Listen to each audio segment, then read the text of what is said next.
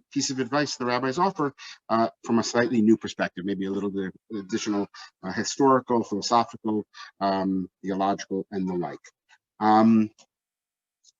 Let me begin by just asking a couple of general questions about Pirkei Avot. So there is a statement in the Talmud already that says that anyone who wants to become a tzaddik should learn nizikin, the law of damages. There are 6 tractates of the Mishnah. Nizikim is not the first, it's the 4th. And it's a little bit of a challenge because we have a gong going on here at the same time in there, creating a little bit of noise, so I apologize. The Nizikin deals with all the halachot connected to damages. And one of the things that the rabbis say, you know what, Michael, I apologize. I don't know if I'm going to be able to do this with the noise here. Let me see. Okay here. You're okay there? No, it's just they're throwing me off a lot. You know what? I'll give it a shot. I'll try. Okay, so Nizikin is the law of damages, and what the rabbis wanted to suggest by making the statement that says if you want to become a chassid, a tzaddik, you have to learn all the laws of Nizikin. I think to a certain extent they're pointing out that religion is not just ritual, but it actually has to do with relationships with other people and to not cause them damage. In that same Gemara in Tamora, one of the rabbis goes a step further and says, no, not only do you have to learn the laws of Nizikin, the laws of damages, you have to learn Avot, Pirkei Avot, and therefore Pirkei Avot is attached to Nizikin. It's at the very end of the laws of damages, and it's very different than almost any other Mishnah. It's not a Mishnah of law, it's a Mishnah of, I'd almost say, advice. That's one of the explanations, by the way, why it's called Avot. That Avot means fathers. It's kind of the advice your parent would give you of how to fulfill the law. It's giving you good advice to hopefully accomplish that which you want to. You know, it's one thing to know the law, and it's another thing altogether to actually be able to fulfill it. We see this now actually with the corona, right? There's a lot of laws out there, but if people don't follow them, then what good is it? And so laws in and of themselves are not sufficient. You have to have inspiration and guidance as how to fulfill it. One way of fulfilling law is for it to be enforced strictly, right? That does exist. But as we see also with the corona, if people don't want to follow law, it's very hard to enforce it unless you're prepared to really pull out all the stops. And so there's Judaism suggesting an alternative, which is to inspire people to want to follow the law. And that's where Pirkei Avot comes in. It gives you advice. You can get a sense of this, by the way, in one of the very first words in the very first Mishnah of Pirkei Avot. Before it actually gets to advice, it gives us a little bit of the historical transmission. And it says, Moshe kibel Torah miSinai. Moshe received the Torah from Sinai. Umasara leYoshua, and he passed it along. The word masara means to pass along, masar, to hand something over. But it also, at its root, is the word musar.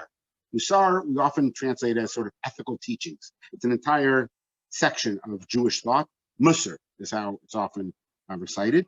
So Musar is not necessarily teaching Jewish law. It's teaching you how to be inspired to want to follow Jewish law. One of the Israel Salant was once asked, if you only have 5 minutes a day to learn Torah, what should you learn? And his suggestion was you should learn Musar. Because once you learn Musar for 5 minutes, you'll learn that you have a lot more than 5 minutes a day to learn Torah. And so that's what Pirkei Avot to a certain extent as well. It's not trying to teach you a specific law per se, but to try to create the personality that you'll want to do this. And what better way than to have a loving parent sort of guide you along this way. And that's, I think, one of the reasons why it is entitled as it is. Now, before I get to the actual advice of the first Mishnah, I do want to focus for a moment on the introduction of this first Mishnah, which deals with transmission. So if you just follow along with me for a moment, I'll explain what I mean. Mishnah Aleph, if you have a Koran Siddur at home and you want to follow along, it's on page 641.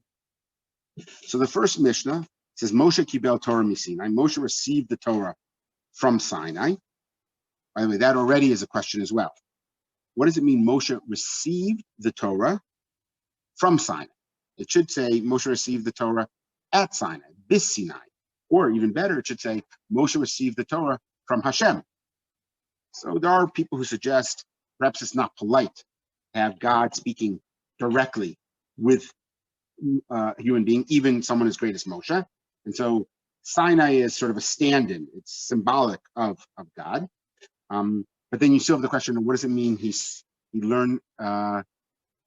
received the Torah from Sinai? Why not at Sinai itself? So there's a couple of explanations people offer. One is, of course, that Sinai, according to the rabbis, was not the greatest of mountains, was not the highest of mountains, but rather was actually a low mountain and symbolic of humility. And so we have in this first half a sentence, Moshe, who is known as the most humble of all people, and Sinai, which is known as the most humble of all mountains. And it's almost like a suggestion in the narrative of what it requires in order to be successful at learning Torah. You have to have humility. If you think you know it, it's very likely that you will not be able to learn Torah properly. And you can actually see the continuation of this lesson with the first person that it's given to, Nisarah Yoshua, and it's transferred to Yoshua.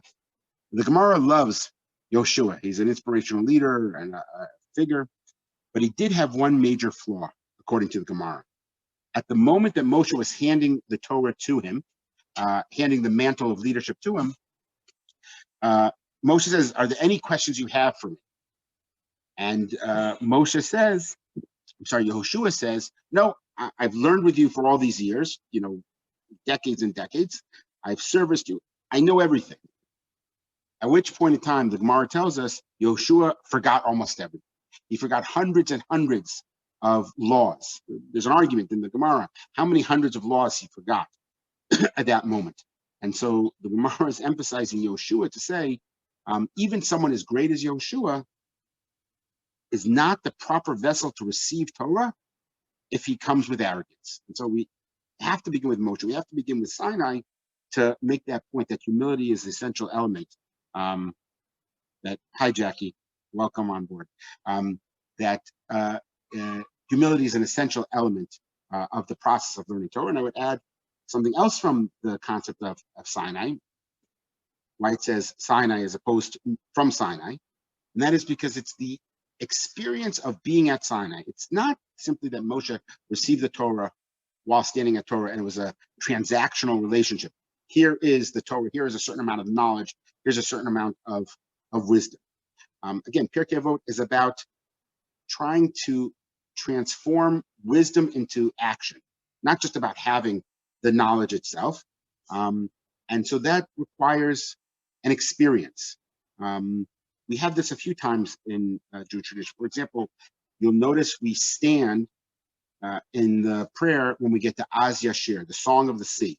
Why do we stand? Why do we stand for certain prayers in general and sit for certain prayers? So one of the explanations is these prayers are not simply to go through the motions of saying the words, but to recreate the experience of what the words are describing.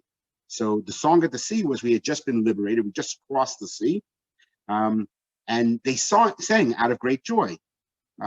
So when you stand and when you sing, you have a more likely to experience what it must have been like when you just sit down and intellectually read the words. And to really appreciate the miracle that God did for us, it's not enough to recite the words, but you have to actually kind of at least get a taste of feeling it. So that's why we stand there. And similarly, we stand at the 10 Commandments for the same reason. It's not just that we now know the 10 Commandments. Anyone can sort of recall the 10 Commandments, but it's that whole experience of the thunder and the lightning and God speaking to us and realizing that God's trying to communicate with humanity.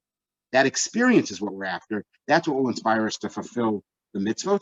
And so that I think is also, when it says Sinai, it's not at Sinai he received the Torah.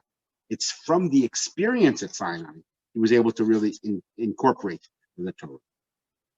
And another important word, I would say, is the word kibel. Moshe received the Torah. You'll notice that there's a dance back and forth as we continue reading a little bit. Moshe kibel. Moshe received the Torah Sinai.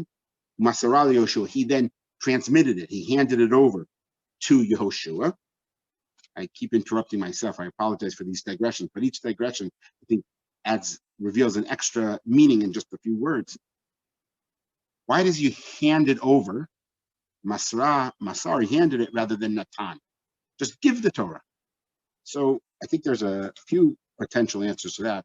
One answer, of course, is handing something over implies also receiving it at the same time. It's a different level than kibel, but it's receiving it. Masara is handing something over in trust. It's not fully yours. You're going to have to now hand it over as well. You're going to have to actually use this item, right? Someone's not going to hand it over to you unless you're going to then take advantage of it, use it, and do something special with it. Natan is a change of ownership. I've given this to you. It's yours. Do with it what you want. I don't care anymore. That's not the Torah. Moshe was not giving over.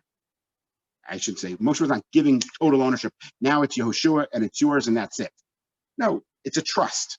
Right? When something's put into trust, even if you receive money, it's in a trust. You're able to use the benefits of that trust account, but eventually the principle of that trust has to go then to the next generation. And so the word masar symbolizes that as opposed to just giving it over. The other thing is this dance is taking place. Moshe kibel, he received it. He then handed it over to Yehoshua. It doesn't say then Yehoshua received it from him. Yehoshua handed it over to the Zkanim, the 70 elders, and the elders handed it over to the Nevi'im. And the Nevi'im, they handed it over to the Anshe Knesset HaGadolah. There is a handing over, but it's not at the same level of receiving. Moshe received the Torah. It seems that he has a higher quality, a higher level than everyone else after them.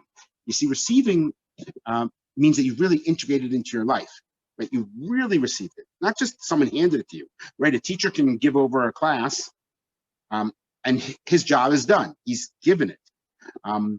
But whether or not the student receives it is dependent upon the student. And so Moshe was actually successful in this garden, and I think he sort of sets an ideal for us that we should want. I remember this is many years ago when personal devices first came out. So you had the Palm Pilot. It was one of the first ones out, and I remember a friend telling me the story. He was on an airplane, and he was on his Palm Pilot, and the person next to him was on his Palm Pilot before they took off, and they got talking, and they found out they were Jewish, and they found out they were both learned individuals. And one of them was very excited to say, I've actually downloaded the entire Torah. And in those days, there wasn't such a thing like that, where you could have the entire Torah on one little device. So my friend got very excited. He says, that's amazing. And the other person sitting next to him says, and more than that, not only do I have the entire Torah, I can actually give it to you. I can zap it to you. We just have to put our two things together. And they did that. He zapped it over to him. And in fact, it says, you've received the Torah. And he was very excited. But then he noticed under that, it says, you've received the Torah. But the way Palm Pilot worked, it says, do you accept?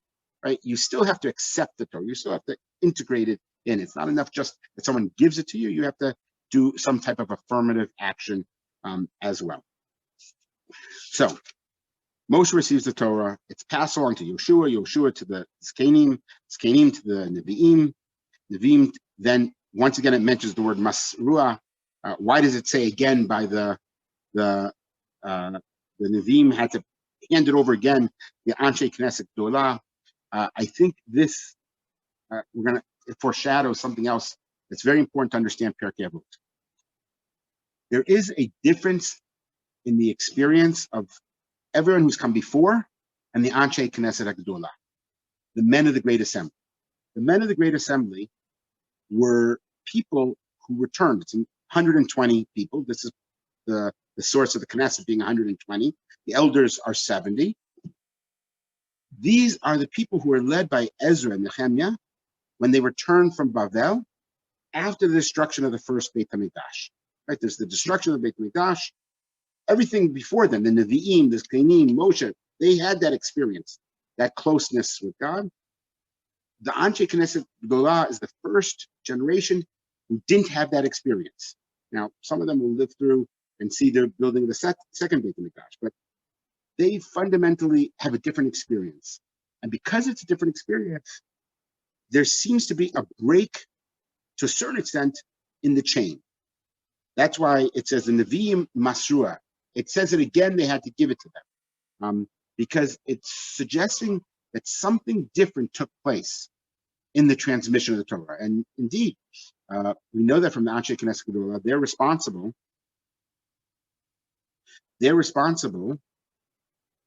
Let's see if I'm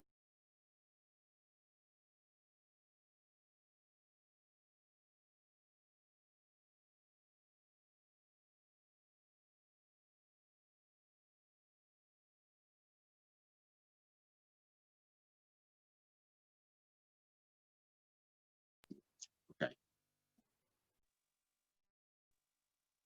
Jackie, do you see me? Do you hear me? Okay, good. You feel free to jump in at any time. So the Anshe Knesset Gdolah, for example, without the existence of the Beit HaMikdash, they worked on creating tefillah. They worked on creating the tradition of reading the Torah during the week. These were innovations, and they were innovations in order to keep Judaism alive without the Beit HaMikdash. They were the ones who came up with the innovations of how does a very nationally, geographically centered people, the Jewish people and the Beit HaMikdash, continue to fulfill our mission in the world if we no longer have a Beit HaMikdash, if we are dispersed throughout the world. And they moved a lot of the central features of Judaism from the Beit HaMikdash to the home, to the Beit Knesset, the synagogue, even to the streets. And so that's one of the reasons why they're called the Gdolah. They were able to do that. And so I think the extra mention of the word Masura and is transmitted a second time alludes to this fact that there was something unique going on, and we're going to see that theme repeated again and again. And now we've arrived at what they actually have to say, the three things that they're going to suggest. Hopefully, in principle, I just thought this shir would be a 30-minute shir, just sort of touching upon some ideas. Today we may go a little bit longer, but not too much longer. I want to suggest these three things are actually somewhat connected into one theme. But let's look at each of the statements independently first, and then if we have time, we'll get to the theme. So they said, Hem Amru Shlosha Dvarim. They said three things. By the way, as an aside, you'll notice that we're going to see a lot. Shlosha Dvarim, three things. So one of the explanations, I believe it's the Maharal who suggests this, is that the reason why three is repeated again and again and again is because three represents two polar opposites. The first is one extreme, the second is the other extreme, and the third thing is the intermediary that somehow brings them together in a synthesis. And so this exists, he argues, in the physical world, when you build things, right? If you're building a roof, right, you have two sides, and then you have the third that helps provide the support. But I think we can expand this to some extent. There's a lot of people writing today about the third space, right? You have your home, you have your work, and then, especially during Corona, what is the relevance of the third space, the other place where people can meet that is not totally isolated, but not necessarily fully integrated with the marketplace and the rest of the world. That was, of course, what Starbucks was striving to get at one point in time. The third space, a space where people came together beyond their own personal private space, but not necessarily open to the entire world. I would suggest on some level that's what Bate Knesset, right? Synagogues are striving to create a third space, a synthesis of a place that is both home and comfortable, but also exposes you to the rest of the world. So that's the Maharal's understanding of why there's always three. Now, the three things they actually say, that you should be mitunim badin. You should be. I have a Hebrew, so I don't even know how they translate it. Let me see how it's translated here. Be careful in judgment, right? Be patient in judgment. Be very deliberate in judgment. That's the first thing they say. Hamidu tamidim habe, and you should raise up many students. The asusayag the Torah, and you should create a fence around the Torah. The first statement, the being careful or patient, deliberate in judgment. There's a few different meanings of that. A number of commentaries, the Maharal included, connect this idea to how the Parshiot develop in Sefer Shmot. In Shmot, you have Parshat Yitro. At the very end of Parshat Yitro, after the Ten Commandments, you have the scene of the Kohen who is walking up the steps to the altar. And it says, don't let him walk up those steps, ostensibly because he might reveal himself. It's an issue of modesty. But the Maharal and everyone else understands it differently. It says, don't jump up those steps. And then right after that, the very next parsha is Mishpatim. Eile Mishpatim. These are the judgments that you're going to have to make. We're referring to judges, how they would have to understand Torah. So some people suggest, for example, that you shouldn't jump up these steps. You shouldn't jump to conclusions when you are making judgments. You have to be patient. Being patient allows also for something else that's very important in Judaism, which is the concept of reconciliation and compromise. That if you give it a little time, sometimes after tempers cool down, people can find solutions amongst themselves, and that is actually a positive thing. The other explanation that I've offered actually over Rosh Hashanah is that when you the actual Hebrew is don't go up these steps. Really, don't go up yourself. Don't view yourself as so grand and great when you make judgments over other people. In other words, sometimes you have to judge people. I remember there was a kind of like the American Idol, like a music contest that they did for Jews. It was mostly religious Jews. And in this contest, there was a TV show for a short while, like online. I don't think it made it so much, but it's very sweet. And everyone who sang, the judges then said very positive things. All the judges were these religious Jews, very sweet. One of them was from the Moshav band. And one of the kids got up and sang, and he was terrible, really terrible. And afterwards, the judges all had to come up with commentary. And it was very different than what you would see in sort of a regular music contest where they would have eaten him alive and killed him and said he just is terrible. But it was the guy from the Moshav band actually said something very sweet. He says, who am I to judge? Maybe someone will really love it and this. It's not exactly my style, this, but who am I to judge? I thought it was such a great line. Who am I to judge? He's the judge. He literally had one of those signs in front of him that says judge. But he says, doesn't feel like judging. And similarly, that's what the juxtaposition is trying to get after. Even as you go up on the altar and you become holy and you have to now judge other people, don't judge them too much. Have an understanding. And this is a theme, by the way, that is throughout Pirkei Avot, even in the very fabric and structure of Pirkei Avot. Pirkei Avot was edited by Rabbi Yehuda Hanassi. He brought all these different statements together. And it's interesting, as we go through it, there's going to be many rabbis you've never heard of. Now, why did he do that? He even brings Elisha ben Abuya, who is a heretic. He even brings, by the way, also he allows some of the rabbis to teach in Aramaic. Aramaic was a language that he could not stand. He felt you should only speak Hebrew. In fact, he did not allow Aramaic spoken in his house, even though it was the vernacular. Even amongst his servants who worked in his house, they had to speak Hebrew. And there's a certain, by the way, I would suggest Sionut, Zionism, in Pirkei Avot itself. By the way, if we go back to a moment for the Anshe Knesset Gedolah, the men of the Great Assembly, why did we only mention these people? It's Kenim, the Nevi'im. We could have mentioned many other people. We could have mentioned the kings. We could have mentioned specific names.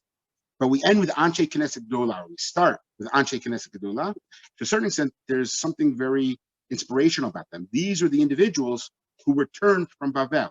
as if our Torah is restarting with those who make the commitment to return to Israel. And Rabbi Yehuda Nasi also had this very Zionist outlook, and he only wanted Hebrew. Nevertheless, he allowed Aramaic to be in the Pirkei Avot.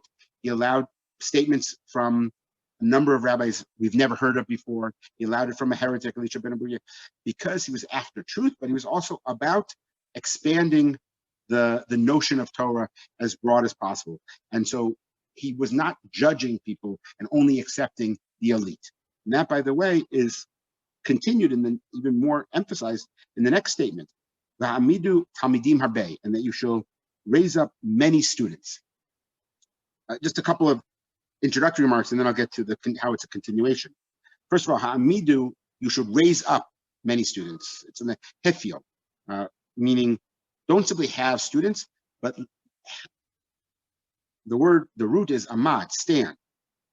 But the ha'amidu means cause themselves to stand by themselves. That's what a great teacher is. A teacher is someone who causes you to stand on your own. I remember when we were sending our daughter to Rav Steinsaltz's elementary school, he said something very profound. He said, listen, we're not going to teach so much in elementary school because people were asking what exactly is learned or not learned. He says, our main focus is to make sure that we inspire them to want to learn, that they should love learning. If they love learning, then they're going to learn, right? Whatever environment it is, they'll then find the way to learn. But if we don't get that first step of creating them as students, right? People who want to be Talmidei Chachamim, the people who want to be students of the wise, so then it's not going to happen. And so you have to raise the student on your own, and that's usually the success of whether or not you're a good teacher. We see this, by the way, in Pru'ervu, the mitzvah, first mitzvah in the Torah, Pru'ervu, of being fruitful and multiplying. It says you only fulfill the mitzvah once your children have children, which is absurd, right? Right? You shake a lulav, you're done with the mitzvah. When it comes to the mitzvah of having a child, it's like a 20-year, 30-year, who knows how long the gap is. It could be a very, very long gap, if at all, right? Only after your child has a child. What kind of mitzvah is that? But what the rabbis, I think, are suggesting is you only know if you've really had a child. And the emphasis is not so much on the physical, but on the raising of the child. That's the essence of the mitzvah. You only know if you've really raised a child properly if when they begin to raise their children, they're following in your footsteps. If they're teaching Torah to their children, that means you taught them that Torah is important. But if they choose not to, so then it's not clear that you had the same success. So that's what I think it means to raise up many children. The other thing that's interesting, Rabbi Pear points out that the word harbe, talmidim harbe, there's no limit, many. It doesn't say raise 10, doesn't say 5. It's without a limit. You should always want more. You should always increase. You should never stop. I told the story over Rosh Hashanah about Rav Simcha Cohen Cook, who was the chief rabbi in Rehovot, how he once did a Shabbaton for people who are not observant. And afterwards, a couple came up to him and said, we were very interested and inspired by what you had said. We'd like to continue learning. And afterwards, Rav Simcha Cohen Cook sent one of his rabbinical students. He says, go to 36 Hatzinor Street. This is where they live. They're interested. Go learn with them. And he goes, in fact, to the street, and he knocks on the door, and he says, would you like to learn Torah? And he starts learning. They learn. They really enjoy it. They invite a couple of their friends. The next week, there's 2 couples and then 4 couples. They get up to 6 couples, and they've been learning for 3 months. And Rav Cook calls in his rabbinical student and says, what's happened? I told you to go to learn with this couple. He says, I've been doing it for 3 months. I've been learning Torah. We have 6 couples. They've been growing. They're taking on kashrut, on Shabbat, all this stuff. Rav Simcha says, no, but the couple just came to me last week. It says no one has come to them. And they go back and forth. They're trying to figure out what has happened. And they realize what happened is Rav Simcha Cohen Cook had said, go to 36 Hatzinor Street. And the student went to 26 Hatzinor Street. And all of a sudden, Rav Cook gets, terribly pale and shocked. And he says, I'm not upset that, you went to the wrong place. What I'm really crushed by is the fact that you went to some random door and just knocked on the door and have now been learning with 6 couples who are growing in Torah. how many people have we not knocked on their doors? And that's all that it takes. We just have to do more and more and more. And we didn't do it. There's always more you can do. It reminds me also, we should have a refuah shlema for Rabbi Sachs. Rabbi Sachs, I think, once told the story that he went to the Lubavitcher Rebbe because he wasn't sure if he should go into a career. I think it's academics. Maybe it was law. I can't remember exactly. Or if he should become a rabbi. And he was pulled in each direction. And so he went to advice from the Lubavitcher Rebbe and says, what should I do? And the Rebbe said to him, you do both, right? If you have an inclination for something, you add more. You just keep doing as much as you possibly can. You don't limit. That was part of his perspective, the Rebbe in general. Of course, we see that's one of the things that made him so great. I am reminded when I read that on his 70th birthday, the Lubavitcher Rebbe says, I want to open up 70 new Chabad houses. Now, on his 80th, he did 80, and then the 90th, and he kept going. And what I hadn't realized, I knew that story from before, but I hadn't realized that the vast growth of Chabad only took place in the last 15 years of the Rebbe's life. That, until there was 70, when in his 70th year, I think he was at around 13 or 14. And it was exponentially in the last years of life because you can always do more. The last point about the raising up many students, and this comes back to how it's similar to the be deliberate in din and sort of the expansive nature of Torah, like be patient, don't judge, is that there's an argument about this statement. Raise up many students suggests that we're looking for inclusive nature of teaching Torah as opposed to an exclusive nature. And this is an argument that exists between Rabban Gamliel and Rabbi Elazar ben Azariah, right? Rabban Gamliel says you should only have the most elite students ever. Torah is a treasure. We can't trust it with everyone. So it should just be in the hands of those who can really 100% appreciate it. And others said no. And this, in fact, is the statement of the first Pirkei Avot. It should be including as many people as possible. It should be open to as many people as possible. This is a theme that we're going to see again and again, that the Torah is the ownership of the entire Jewish people, not limited to a small elite number. It's an argument that goes back and forth, but it always swings to the side of including as many people as possible. Maybe just because I see we're at 12:40 now, I'll end with this one story, and we'll pick up with this point next week, and then connect the final statement they make about building a fence around the Torah, how it's actually linked to this statement as well. The story that I thought to Michael, good to see you. I saw your name, but now I can see your face. So the story is, I think it's of Rav Yanai, who says he's walking in the street one day, and there's a man who looks religious to him, whatever that means, but let's say he had the shtaima and the payas and everything he needs. And he goes up to him and says, wow, I want you to come and join me for lunch. He's very excited that he'll have a fellow Talmud Chacham to learn with him, and they'll have a nice lunch, and they'll learn Torah. So he invites him back to his home. They have a great lunch. And then he says to the individual, now share with me a Dvar Torah. And the guy says, I don't know the Divrei Torah. I don't know anything about Torah. He says, well, share with me just a little teaching of Mishnah or this. I don't know this. I don't know this. He says, what about bench? He said, I don't know how to bench. So at this point in time, the rabbi becomes furious. He says, I invited you into my house for a meal under false pretenses. I thought you were someone who I could talk Torah with. And he begins to really get upset with him, and maybe even comes to some physical contact. And the person responds and says, wait a second. Rabbi Yana is calling him, you're a thief. You stole from me this meal. You stole from me my mind. You deceived me. And the person turns the table on him and says, no, you stole from me. He says, what are you talking about? How could I have stolen from you? So he says, I don't know anything about Torah, but I do know that I walk past the nursery schools, the Gana Yeladim, as I'm teaching right outside of Gan Yeladim right now. And I hear them singing Torah, Torah, Torah, Tzivat Lanu Moshe, that Torah that Moshe commanded to us from Hashem.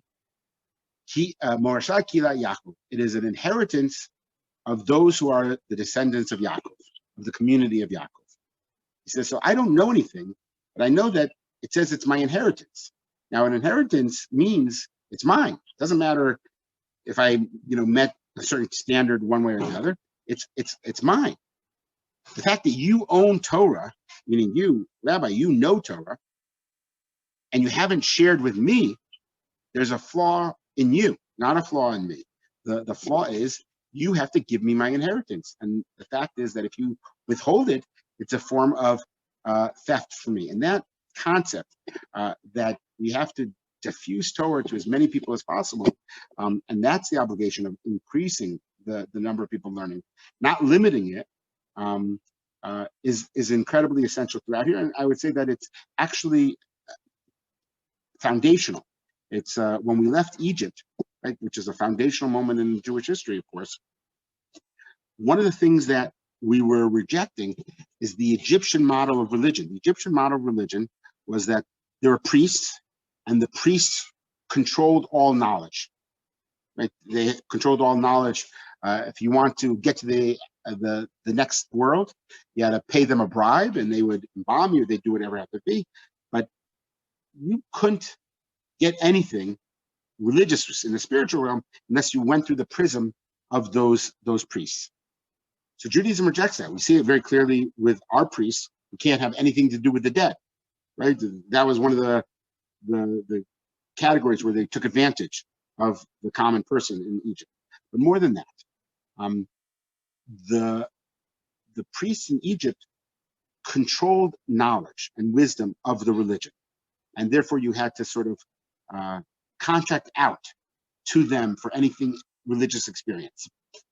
Our priests are not allowed to control wisdom or knowledge, and that's what I always give as the answer to people when we get to Vayikra, which on some level, I hate to say it, please forgive me, God, is one of the most boring books you can imagine, right? It's really, it's not like the great stories of Breshit or the inspiration of Shemot, or even the collection of practical laws of Devarim, of Deuteronomy, but it's a lot of technical issues dealing with the laws of being a Kohen, being a priest. Part of the reason why that's there is to teach us that it can't be hidden. This is the democratization of Jewish thought. Everyone has equal access. The Kohen can't say, oh, trust me, I have a private separate book that you don't know about. Nope. Everyone can say, well, I saw your private book. It's called Vayikra, and I know everything that you're supposed to know as well. That's part of what it means of raising many students, getting as many people involved as possible. As I said, I think what I'll do now, I'll end now. We'll pick up again next week by jumping to the third statement of the Anshe Knesset Gedolah about creating a fence around the Torah. We'll talk about how creating the fence around the Torah is connected to these two previous statements. I'm sorry? Can you tie that last into the siag? You want me? Yeah, what I just said to the siag? Yeah, I can. Like, how does that connect to a siag if you're talking about expanding it? Right. So how are you guys doing? It'll take me about 15 minutes to do that. I'm happy to do it, but well, I'm going to the beach and then I have a party, and but otherwise I'm okay. Okay. All right. So Michael, you're okay? Well, see if the work call comes through. The work call comes through. Okay. Thank you. So Jackie's question is obviously a good question, because the next statement is create a fence around the Torah. The fence around the Torah is the exact opposite of everything I've just been saying. It's creating barriers. It's preventing people from getting in. It's making Judaism harder, right? Now, intuitively understand why you have to create a fence around the Torah. You have to create a fence around a lot of things if you want to protect them.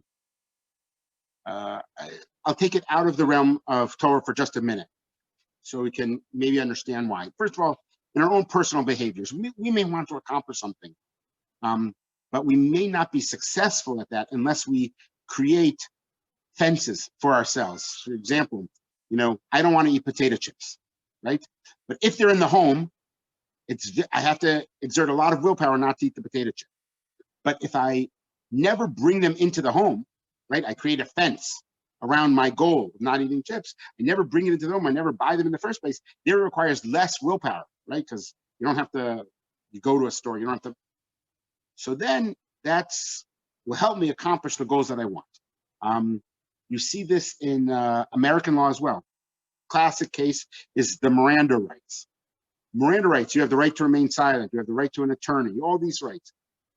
Those are not, they're called constitutional rights, but they don't appear in the Constitution.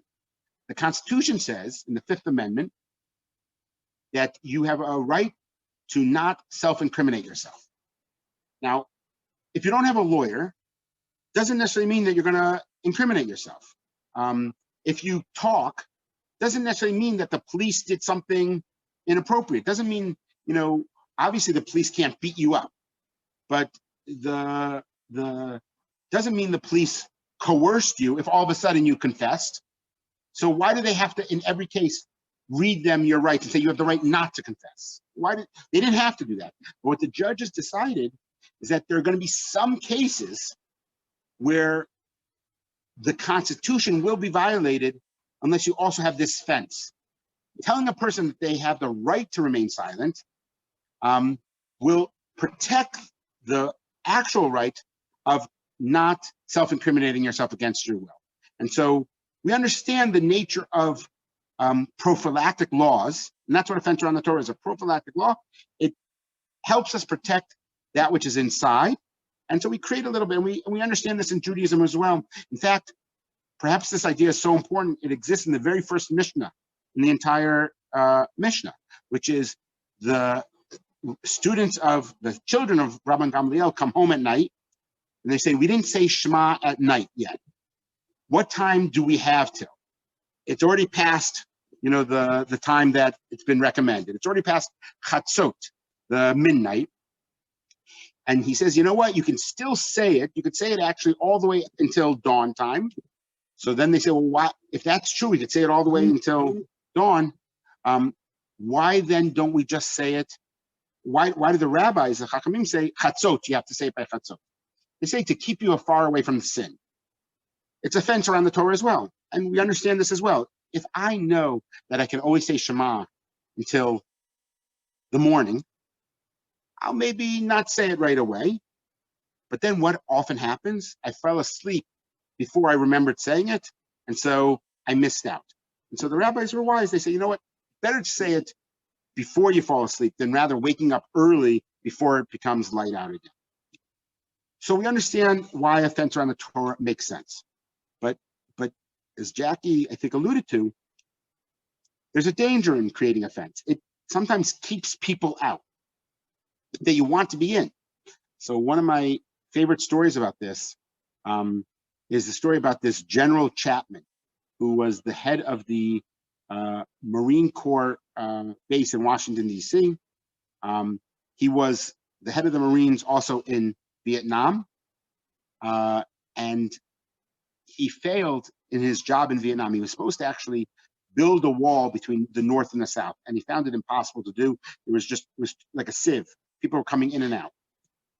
After he retired from the military, he volunteered and asked to get the job of being in charge of the US-Mexico border. And it's almost like he was fighting the last war. He says, you know what? I'm going to make this border. This was, by the way, in the 70s, right? But some things never change. He says, I'm going to create a wall and a fence. And he started doing this. And one of the things that, and this is based upon an insight of Malcolm Gladwell, one of the things that actually happened when he built the fences that existed in Mexico, and he started arresting people at the border, and he started making it much more difficult, and he started raising the issue. His budget grew exponentially. He convinced people that it was a real danger. Something amazing happened. See, there were always millions of people who came from Mexico to America. Always happened. But about 85% of them always returned after a few months, because the cost of going from Mexico to America was very low, both going and coming back. There's stories about how young teenagers would swim across the Rio Grande from Mexico to Texas, sell fruit, and then go back to the border because their family was on the other side. They didn't want to live in America. They wanted some of the economic benefits of America, but they wanted to be back in their home. And that was what most of the workers did. They almost all returned. But as Chapman began to build the fence and make it more and more difficult to get into Mexico, he also made it into America. Also made it much harder to get back out, because once you came in, well, if you went back to Mexico, you may not be able to make it back in again. You also may get caught at the border. There are all these dangers. And so all of a sudden, that 85% who used to go back to Mexico inverted. And the majority of Mexicans who would come to work for a couple months, all of a sudden then stayed in America. And that's the big problem that people are struggling with today, is that inadvertently the goal was to create a fence. And what you did is two things. You made the cost of that fence, the cost of observance, so hard that you both kept many people out and you distorted that which was inside. And so that's, I think, the great danger of creating fences around the Torah as well. We prevent people from getting in, and we also distort the inside sometimes. So why then did the rabbis include it, if that's such a bad thing? I think it's because these three statements have to go together.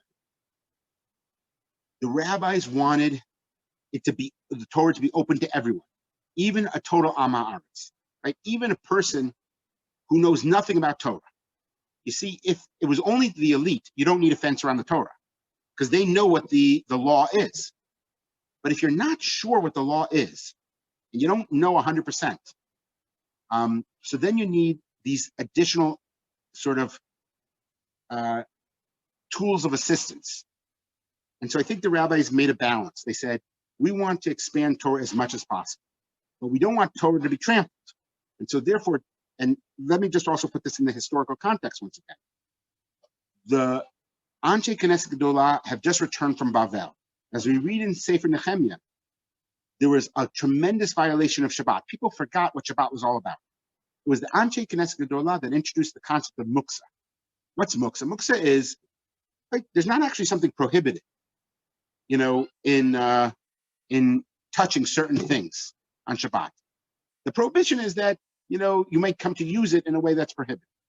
The Anshe Knesset Gedolah says, but these people don't know what's the permissible way and a non-permissible way. So we have two choices. We could say, you know what? You're out of the parsha. We can't trust you as part of the Jewish people in the world of Shabbat and the world of returning to Israel. We can't have you as part of our destiny. Or they could say, you know what, we want you, but we know that wanting you comes with a certain cost. Certain cost is we're going to have to make Shabbos a little bit easier to follow. And one of the ways we do that is by creating a higher fence. It's not to keep you out, but to make it more likely that you'll be able to stay inside. Now, the people who pay for this, right, are the people who are knowledgeable, right? Because this, by the way, is in all law cases, right? Think about what's going on with Corona right now. I know that, well, I'll give you an example that we're probably all familiar with. Bibi Netanyahu had over for Pesach one of his sons, right? Now, was the world really worried, or were the Israelis really worried that he was going to get Corona because he had his son over to his house, even though that was prohibited at the time? No, they weren't worried. They assumed, you know, that they were more or less safe.